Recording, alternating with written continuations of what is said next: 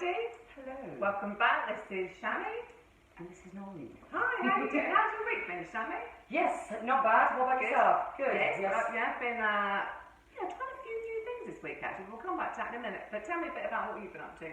I've been, oh God, you know what? Sorting myself out in my head, like I've said about jobs. Okay. So, doing this has opened different opportunities for me. And last week I had, I will not say, but you know, until it materializes. Okay. So I got an opportunity. Great. Yes, and you know, like I was saying, I wasn't doing a job that I wanted to do when I had left university. You did mention that before. I did mention it, didn't I? Yeah. And it's taken me to somewhere where. Okay. So something completely different. Totally different, and for my age group, 48 going on to 49, rock! Excellent. I'm so pleased. So, yes, and that's all come out of maybe even like doing these videos. You said that you didn't realise that you could really see your potential because you never actually looked at yourself like you can see yourself now doing this. Yeah. Like we're doing now. Yeah. And it's just, it was getting rid of the old school of thought. Okay. And I know you don't call it. You call it. I call it purging. Purging. And Maureen calls it going to the toilet. So I purged out the old last week. Okay. I put it to bay, and I thought, right, this is the new me. Okay. New school of thought, and let's get on to a different journey. And how's that affecting people around you? Oh, it's interesting. Very interesting. Okay, well let's watch this space then. Yeah, let's watch this space. So we were talking. So that's really leads on quite nicely to my week because actually, I think this is about us being in our comfort zones and what other people tell us to do, like, you know, the things that you should be doing and all the shoulds that we put on ourselves, like, you know, I probably should be looking for a job. I probably should have done a pile of iron. I probably should do a lot of things, but I've decided, you know, we have to make sure that we are doing the things that we want to be doing, not things that we necessarily should be doing, because that's a bit of self-sabotage about how we think we ought to be based on what we've always done before. Of course.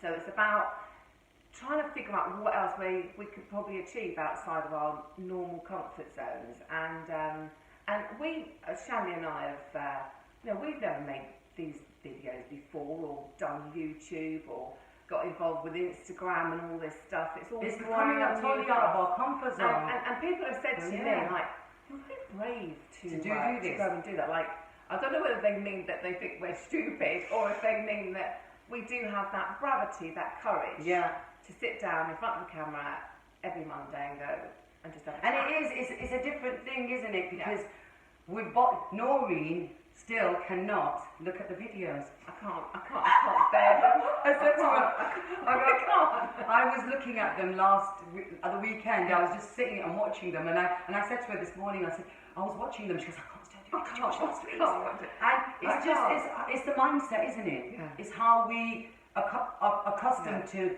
living, doing in a certain way. I still don't believe we're really doing it in a way. Because I asked her this morning and today, and I said, how long have you been doing this? And you said it's about, it was from September, early September, I think. So yeah, anyway, we're having fun anyway. So anyway, I was talking about, we were talking about comfort zones. So I couldn't go to the gym and do any weight bearing stuff. I love doing squats and doing deadlifts and going crazy with that, but because of the injection I had, you had that. Had to do no weight bearing for 2 weeks, which feels like forever. Oh, goodness. So, and then I was talking last week about doing these 20 minutes a day exercise and doing 10,000 steps. Well, I'm telling you now, 10,000 steps is a lot. It's a lot, and I haven't got a Fitbit, but I sort of use my iPhone to try and work out. 10,000 steps takes about an hour and a half, I reckon. It's 10,000, isn't it? Yeah, it's a lot. Anyway, so I thought, right, I went for a walk Thursday. Thought, right, I'll go out for about an hour or so, maybe a bit longer. And I'd only clocked up about 6,500 steps. And I was like, oh my God. You really have to crack on with this, don't you? It's a lot to do. So then I thought, right, the next day, I'm going to go for a walk, but I might do a little bit of a run as well. Let me see. Wow. It's a bit boring just walking for somebody who likes going to the gym. Yeah. This is the same person, by the way, who did triple Latin on a Friday afternoon at school because I absolutely hated games. I couldn't stand it. Oh, hated it. Absolutely hated it. So in my head, I'm not a runner. Right? You're the runner. But I wasn't. I told you, I learned how to breathe in running. So it's everything you have to learn. So maybe you inspired me. So I thought, well, if you can do it, maybe But you inspired me to do boot camp. True. There you go. Silver quiz. So off I trot, and I ended up running for nearly 4 miles. Wow. And I was actually going to go and visit my dad, and I thought, well, I'll have a cup of tea, and then you can just give me a lift home. You thought, in your mindset, you reprogrammed your head that I'm running there, and then when I get there, I'll crash out, relax, and Dad will give me a lift home. And but then I thought, well, I could just run back. So I turned into Forrest Gump. That's amazing. In one point, so I actually came back. I'm only like running 2 lampposts and then walking in between the next lamppost. But I'm beginning to see that this sofa to 5k app that you can do is actually possible. They do park runs, don't they? 5k park runs. So I'm thinking this could be something for me to do. But the point I'm trying to make is that don't ever think that you can't do something until you've tried it. Give yourself the chance I was so excited. I've been telling everyone that I've now turned into Forrest Gump. I'm very excited about the whole thing. And it was great, outside, which you love, so on a nice day, maybe just to mix it up a bit of gym, bit of a run out, and doing my boot camps. Very happy. You're really good with boot camps, though. You do them twice a week. I do like them. I went this week, and fantastic. If anybody wants to know where we go, and if you want to come along, just email me, and we can let you know. So what else are we going to talk about today, then, shall we? Self-sabotage. Yeah, we do that a lot, don't we? So we were talking, and again, this is where we started off. I'm not a runner, therefore I'm not even going to give it a try. Given it a try, and it's been great. You know, I think the best thing that's come out of this week for you, Shammy, is this new opportunity for you. And and I'm like you, thinking, well, what would I really like to do? Not about what I should be doing, but where would I like to go to next? And self-sabotage, and women especially, we do it as we age more because of the way society is.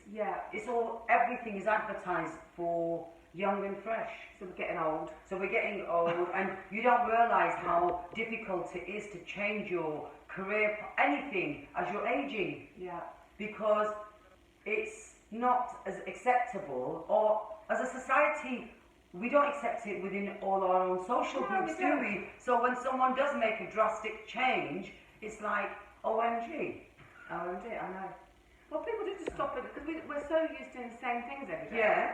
And that's your comfort zone, that's where we end up feeling like we ought to be staying. But I really am at a point in my life where I feel like I don't really have those boundaries anymore. Yes, and you know, and neither do you. And that is the beauty of aging. You've done your bit with your family. And we're at that point in society today where women in their 40s and 50s, they're not like they were 40, 50 years ago. Younger than we ever were. We're holding the men up, girls. So the thing is, you then realise you have a lot to give as an individual. Ageism shouldn't be a bad thing. You bring not just your experience, everything, your personality. You're more relaxed as well as you age. You know, you don't take things. Well, like you say, I think we haven't got the boundaries that we had previously. You know, fortunately for me, I'm not working at the moment, and I don't have a dog to walk, a child to collect, a thing. I mean, I've got elderly relatives that we sort of look after. But you know, I have got the freedom to think about really have a think about what my core values are. What do I really want to do? And actually, back in the summer when I was feeling really rubbish, I did sit down. A friend of mine said, just work out what you really like to do now. What do you really like to do? And you're going to have to spend some time on it though. And I actually did spend, it was a good week dipping in and out of writing down. And I started off with I don't know, maybe 25, 30 different things that Think about what she just said. What's that? You put your ideas down. I did. That is the first step. That is the first step It's the first to step. recognising that you need to make a change. Yeah. How many other people have felt like that? I felt like that. Yeah. Noreen's felt like that. It's about making that step to change. But as you get older, you see, you do become a different person. I know I've changed a lot in my lifetime. So that's why I think I probably felt I need to sit down and figure it out, because my core values used to be about, well, just as long as I've got 20 Rotherhams in my bag and a bottle of wine in the fridge, I'm good to go. Woo! Thanks very much. Because it's not what defined me, but certainly it presented the limitations as to what I was willing to do in my life. So it just meant that, I was very happy with that form of entertainment, and that's who I was. But as you age, as I've aged, and your priorities have changed. You've changed as an individual. You shed every 10 years, I believe. You shed 20s, 30s, 40s. Do you think? Yeah. Oh God, yeah. What would be like at the end you know what? I think back to my 30s, 20s. Why do we not have the enthusiasm that we had when we were 18? Yeah, why? Because we become insecure as we're aging. We settle into certain situations, and they're not bad situations. No. These are part and parcel of life. Yeah, sure. Parenting. Yeah, absolutely. Looking after the home. You disengage from who you are because you've taken on a role as the mature you're adult. focusing out rather than focusing in, aren't you? And then when you, like I said, when you have to refocus on yourself, and then you think, hold on, self-sabotage. No, I don't need this anymore. I don't need to think like that anymore. It's about what's going to make me happy. Sure. And sometimes it can even be something as little as giving someone time. Absolutely. It's not about making big changes like that. It's always the small steps that make you climb right to the top. I think it's about not trying to be everything to everybody. Why should you? Because now we have choice. You've got to realise sometimes you've got to be selfish for you. So I think it's about doing one thing rather than everything, and doing that thing for you. Yeah. And we always say this. It's about making small changes, and it's about thinking about what are your possibilities. So I think my challenge for next week, with you, if that's okay, I'm going to come running with you next week. Perfect. And I'm going to see. What time do you meet? Are you quite early? 8 o'clock. Okay. Yeah. So I'm going to be seeing you on Hallwell Common, going for a run.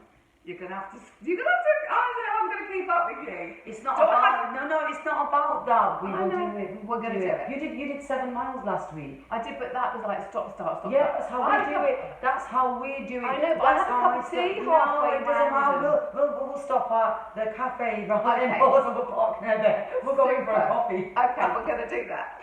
So that's what we're doing this week. Yeah. Fantastic. So have a think about what you might want to do this week with your comfort zone. Yeah. Don't listen to all the shoulds. Yeah. And every 10 years it probably is worth having a relook at your core value. What makes you tick? What makes you happy? Yeah. And it's interesting. Anyway, have a great week, everybody. And take care. Yeah, take care. We'll see you next week. Bye. Bye. This thing never shuts off.